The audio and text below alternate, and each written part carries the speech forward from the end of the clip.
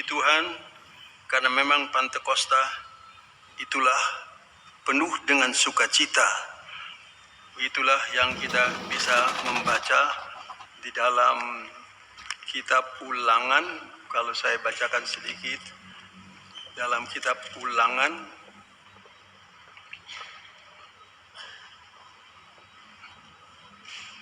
di pasal yang ke-16, mulai di ayat yang ke-9, di sana Tuhan yang telah menentukan segala sesuatu. Tuhanlah yang membuat peraturan-peraturan dan Tuhan yang memberikan kepada kita petunjuk-petunjuk. Kalau dalam Ulangan pasal 16 di ayat yang ke-9, di sana tertulis tentang Pantekosta itu, 7 minggu harus kau hitung pada waktu orang mulai menyabit gandum yang belum dituai. Haruslah engkau mulai menghitung 7 minggu itu. Nah, kalau 7 minggu berarti 7 kali 7 hari. 1 minggu sama dengan 7 hari.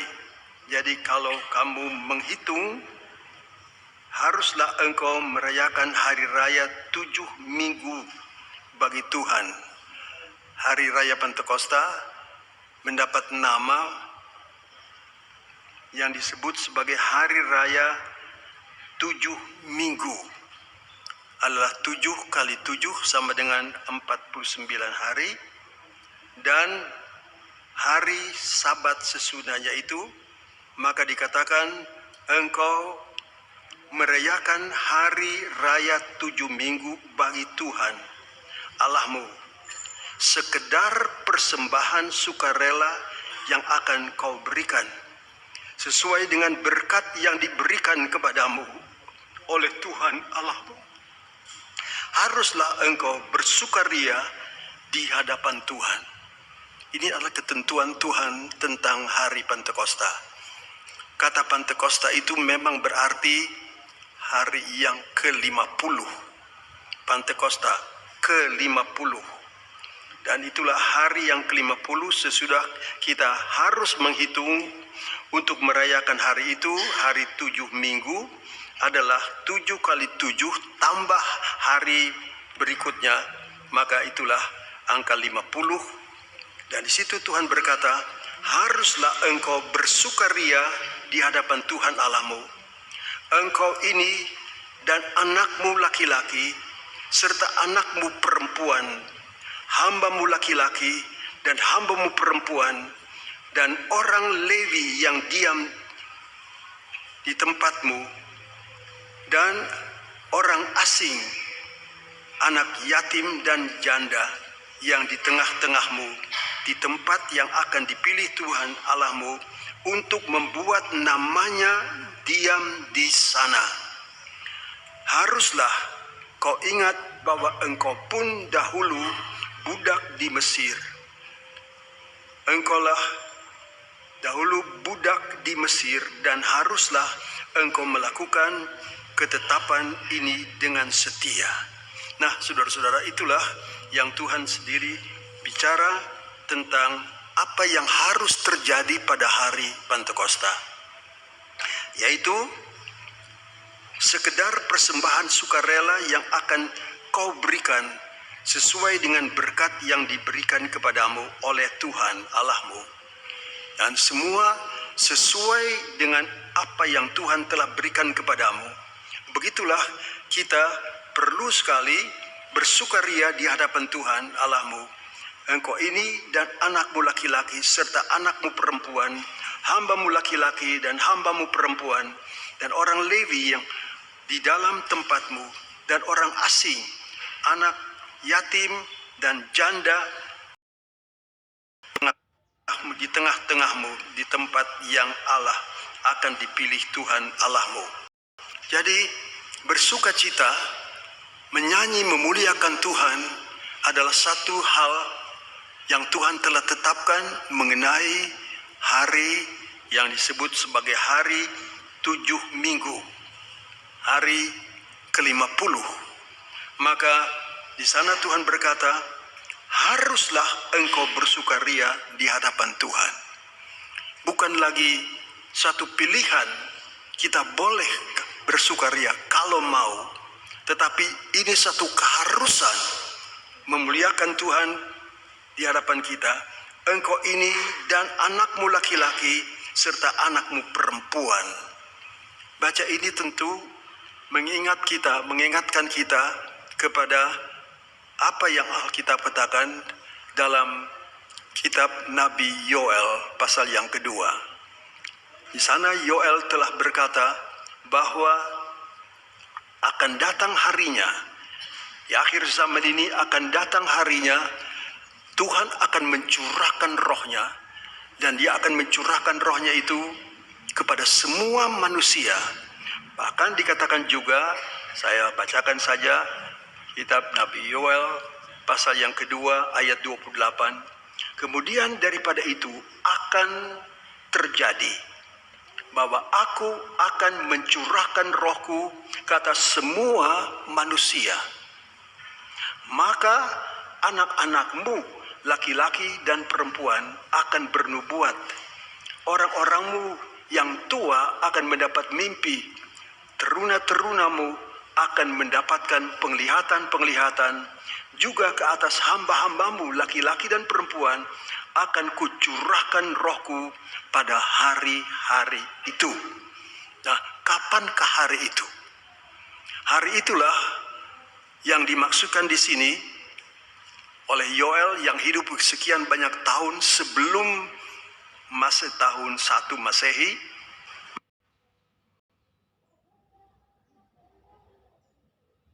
Maka sudah dijanjikan kemudian daripada itu akan terjadi. Dan kapankah hal ini akan terjadi? Apakah besok? Apa lusa? Apakah nanti lagi? Ataukah sudah terjadi? Nubuat ini dibuat oleh seorang nabi sebelum Yesus lahir di kandang Bethlehem. Tapi waktu itulah dia sudah berkata, kemudian daripada itu akan terjadi. Aku akan mencurahkan rohku kepada anak-anakmu laki-laki dan perempuan. Dan saya yakin, saya percaya, saya rasakan dan alami bahwa pada waktu kami masih anak-anak pun, masih muda barangkali, Tuhan sudah mencurahkan roh kudusnya itu. Dan itulah yang menjadi kekuatan kami. Itulah pengalaman kami. Kami bicara dari pengalaman, merasakan di masa muda Tuhan penuhi orang-orang muda dengan roh kudusnya. Disinilah dia katakan, orang-orang muda, teruna-terunamu akan mendapatkan penglihatan-penglihatan. Roh Tuhan datang memenuhi mereka dan mulai berbicara, mulai melihat apa yang manusia tidak pernah melihat. Karena apa yang mata belum pernah melihat, apa yang telinga belum pernah dengar, itulah yang Tuhan sudah janjikan bagi orang yang mengasihi Dia. Nah, karena itu saudara-saudara, percayalah bahwa inilah waktunya. Sudah sekian banyak puluh tahun yang lalu sudah berlalu, dan kami bisa rasakan betapa untungnya, bahagianya kalau kita mempunyai kuasa roh Allah itu. Dan saya yakin, kalaupun Yoel berkata kemudian daripada itu akan terjadi, itu bisa jadi masih di akhir zaman. Di akhir zaman pun akan terjadi, Roh Kudus akan dicurahkan. Tetapi di tengah zaman pun Tuhan mencurahkan Roh Kudus sudah pada kita.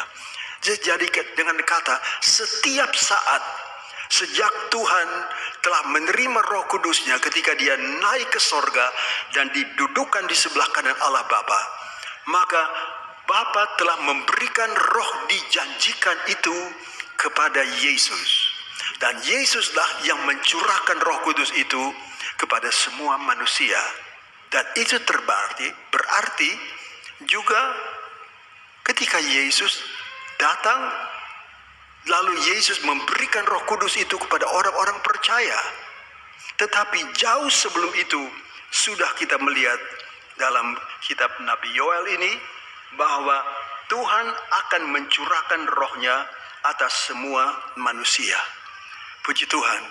Dan karena itulah Tuhan pun berikan ketentuan apa yang harus terjadi pada hari Pentakosta itu.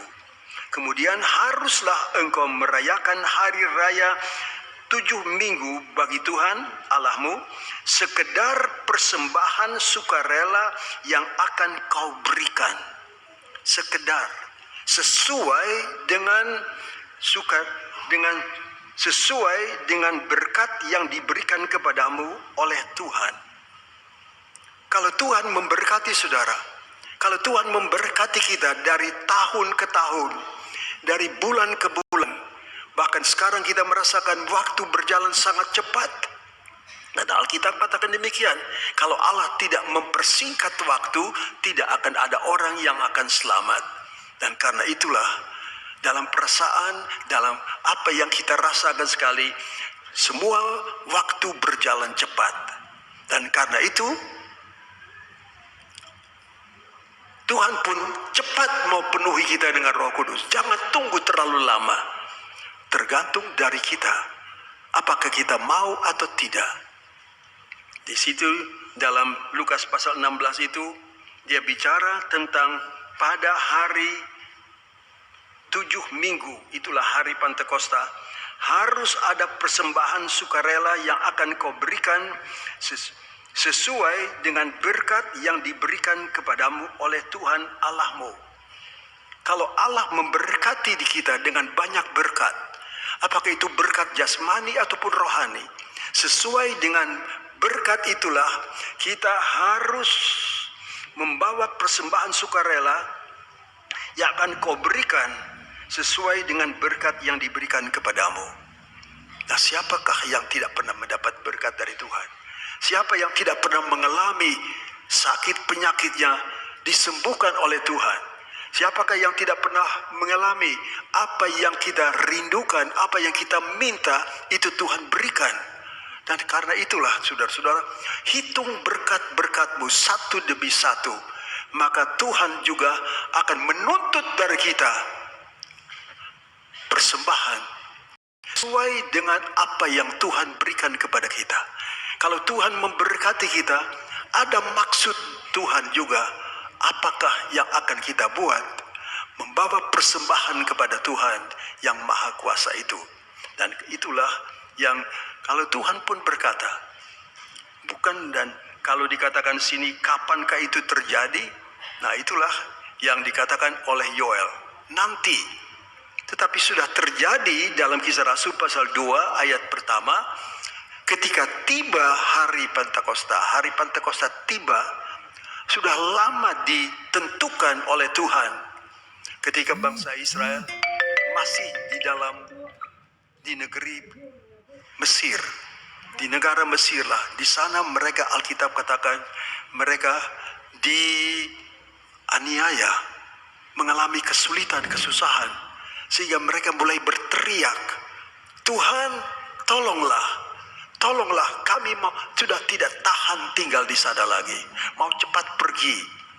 Nah, saudara-saudara, kalau ada doa yang demikian naik kepada Tuhan, Tuhan berikanlah sekarang. Maka saya percaya Tuhan pun akan membalas doa kita dengan memberikan apa yang kita minta. Dan Tuhan akan menolong kita sehingga apa yang dikatakan di sini itu akan terjadi. Haruslah engkau bersukaria di hadapan Tuhan Allahmu, engkau ini dan anakmu laki-laki serta anakmu perempuan, sampai ke anak-anak.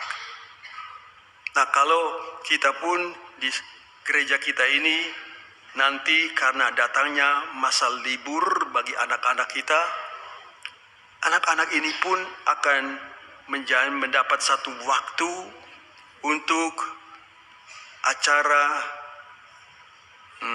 apa namanya acaranya itu?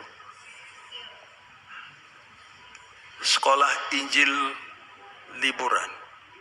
Jadi masa libur yang biasanya di sekolah itu kalau Kalau sudah belajar, saudara-saudara, pikiran mereka bisa barangkali sangat struck sekali, keras barangkali. Sebab selalu belajar. Apalagi beberapa bulan terakhir ada ujian sekolah, ada ujian negara, ujian apalagi saya tidak tahu. Tetapi itu yang membuat mereka agak stres barangkali. Tetapi dengan datangnya hari-hari libur, saya senang sekali kalau jemaat kita mengadakan juga yang kita sebut sebagai sekolah Injil liburan. Pada waktu pikiran mereka agak tidak stres dengan sebuah pelajaran, pekerjaan rumah harus dibereskan, ini harus dibereskan, itu harus dibereskan. Tetapi dalam waktu libur ini dapat mereka konsentrasikan hati dan pikiran mereka. Dan karena itulah Alkitab sudah menyebutkan bahwa anak-anakmu laki-laki dan anak-anakmu perempuan, teruna-terunamu, orang-orang muda pun, Alkitab berkata, dengan apakah orang muda dapat mempertahankan kelakuannya bersih? Sebab serangan-serangan dari luar akan datang untuk coba mengotorkan, menajiskan pikiran manusia, orang-orang muda. Dengan apakah, kata Mazmur 105 ayat yang ke-9, dengan apa? Jadi ada sesuatu yang kita miliki dan perlu miliki untuk melawan segala serangan yang datang dari luar. Maka tidak ada lain kekuatan kita adalah firman Allah dan roh Allah. Dan karena itu sebagai orang tua, jaga anak-anak kita, saudara-saudara. Jaga mereka dengan berikan firman Tuhan dan berikan kepada mereka apa yang Tuhan janjikan. Maka itu tanggung jawab orang tua. Jangan biarkan mereka, oh hari libur pergilah kamu ke sana, ke mall sana dan lain sebagainya. Ada waktunya buat segala sesuatu. Ada mereka dapat berlibur sama sekali, sudah pikiran-pikiran sudah enteng jadi. Tetapi ada waktunya. Sebagai orang tua, Alkitab berkata, didiklah anakmu, maka kamu akan mendapat ketenteraman. Dan karena itu saudara-saudara, siapakah kita ini? Apakah kita sebagai orang tua harus buat dengan anak-anak kita? Dan hari Pantekosta secara khusus menyebut di sini, haruslah engkau bersukaria di hadapan Tuhan olehmu, dan engkau ini dan anakmu laki-laki serta anakmu perempuan, hambamu laki-laki dan hambamu perempuan, dan orang Lewi yang di dalam tempatnya, dan orang asing, anak yatim dan janda yang di tengah-tengahmu, di tempat yang akan dipilih Tuhan Allahmu akan membuat namanya diam di sana. Kewajiban kita, saudara-saudara, sukar sekarang menghadapi segala perkara yang terjadi dalam dunia ini. Tetapi kalau Tuhan firman Allah sudah berkata demikian, maka roh Tuhan bertambah dengan firman Allah. Itu saja yang akan dapat menolong anak-anak muda kita. Bahkan kita sebagai orang tua, dia katakan sini, engkau ini dan anak-anakmu laki-laki serta anak-anakmu perempuan, hambamu laki-laki dan hambamu perempuan. Engkau siapa? Engkau orang-orang tua. Saudara-saudara, kita hidup dalam waktu yang sudah singkat kalau dibanding dengan waktunya kita baru percaya kepada Tuhan. Saudara-saudara telah menjadi anggota gereja di sini pun dari tahun ke tahun, sudah menjadi inventaris di sini, tidak bergerak, sudah tahu tempat duduknya di situ. Tempat sandarannya sudah model belakang kita juga. Kalau belakang kita bengkok, maka tempat sandarmu sudah turut bengkok juga, saudara-saudara. Karena begitu tiap kali tempat yang sama itu kita duduki. Tetapi inilah yang Tuhan minta dari kita sekarang. Bergeraklah sedikit. Jaga anak-anakmu. Bawa mereka kepada pengenalan akan Rohul Kudus yang menjadi kekuatan mereka. Yang menjadi pemimpin mereka dalam perjalanan. Untuk menjaga agar kelakuan mereka tetap bersih. Bukannya hanya begitu saja Alkitab menulis, karena Tuhan tahu apa yang akan terjadi. Kejahatan yang akan terjadi dalam dunia ini. Kita lihat itu dalam 2 Timotius pasal 3, ayat-ayat yang kita seringkali sudah pelajari bersama-sama dan mendengar apa yang akan terjadi, yang menakutkan, mengerikan kalau kita lihat bahwa keadaan dunia inilah mengatakan kepada kita apa yang benar terjadi. Saya bacakan cepat saja dalam surat Timotius yang kedua, pasal yang ketiga, bahwa Alkitab berkata, ketahuilah pada hari terakhir akan datang masa yang sukar. Manusia akan mencintai dirinya sendiri dan menjadi hamba uang. Mereka akan membual dan menyombongkan diri. Mereka akan menjadi pemfitnah. Mereka akan berontak terhadap orang tua dan tidak mau berterima kasih. Itu firman Allah sudah katakan.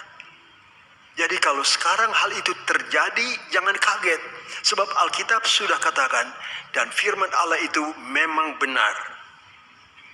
Berontak melawan orang tua dan tidak tahu berterima kasih, tidak mempeduli agama, tidak peduli.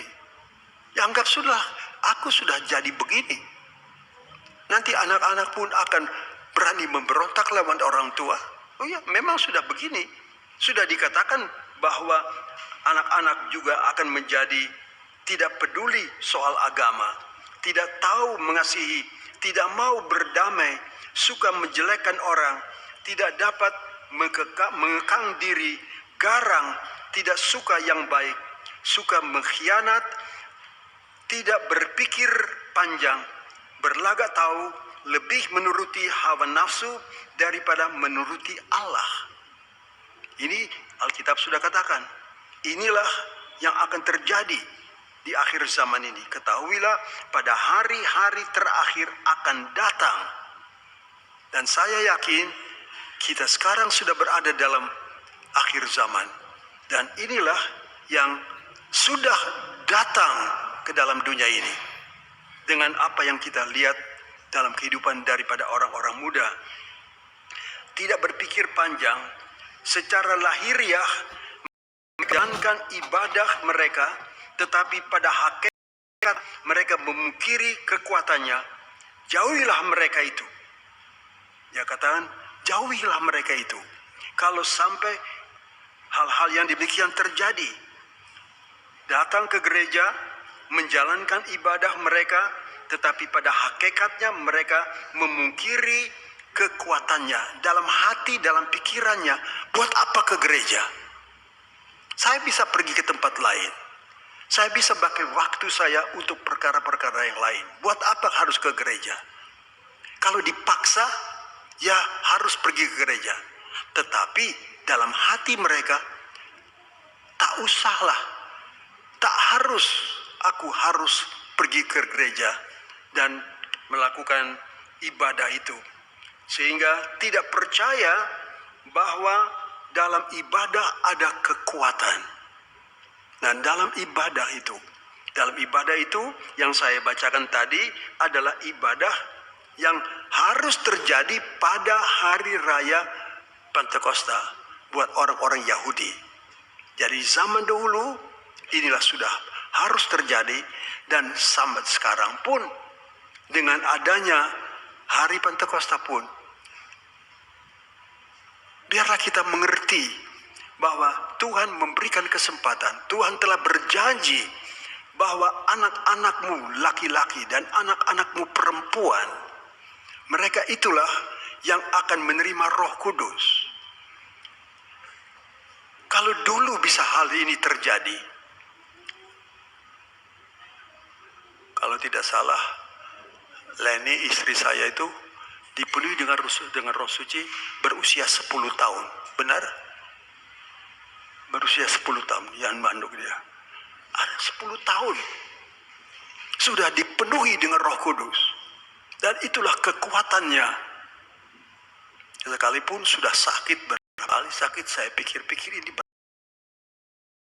berapa kali orang bilang stroke sudah berapa kali, sudah ini terjadi sakit. Tetapi ada kuasa dalam Roh Kudus itu.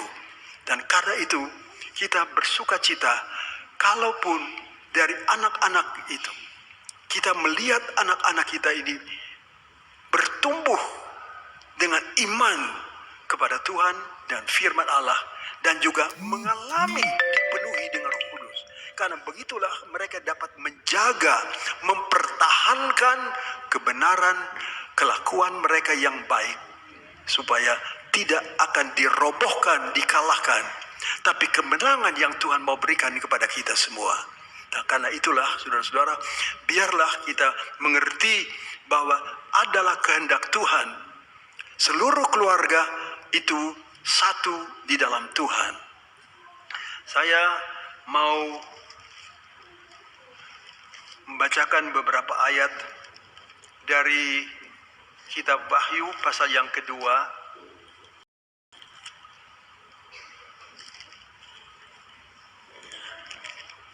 Dalam kitab Wahyu pasal yang kedua adalah sebuah surat yang diperintahkan oleh Tuhan agar Yohanes, Rasul Tuhan itu yang masih hidup pada waktu itu, sedangkan rasul-rasul lain sudah meninggal dunia.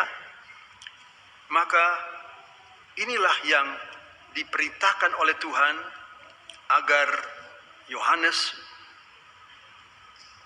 menulisnya kepada jemaat di Smyrna. Di jemaat di Smyrna, dan tuliskanlah kepada malaikat jemaat di Smyrna.